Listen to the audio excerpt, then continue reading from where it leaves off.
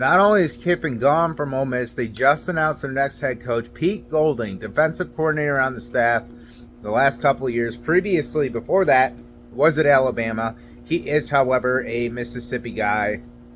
Played college ball there himself as well, within the state. I think it was community college. But anyways, let me know what you think in the comments about this next hire already in place for the Rebs. I think this is good for continuities. The DC currently, their defenses look like trash. I've never been a Pete Golding fan, back to his days at Bama.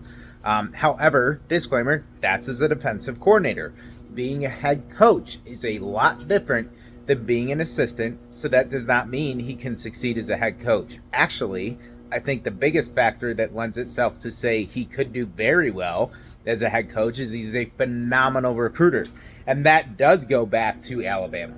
And that's part of the reason Kiffin brought him over to Ole Miss a few years ago off of Saban's staff. So let me know what you think in the comments about that. Again, I'm intrigued to see if this works. It's all about who you surround yourself with as a head coach, right? My rooster agrees. We just saw, as a recent example, Brian Kelly not be able to surround himself, ironically enough, at LSU with the right coordinators, defense and offense. It's like when he got one right, one went wrong, or vice versa, or whatever.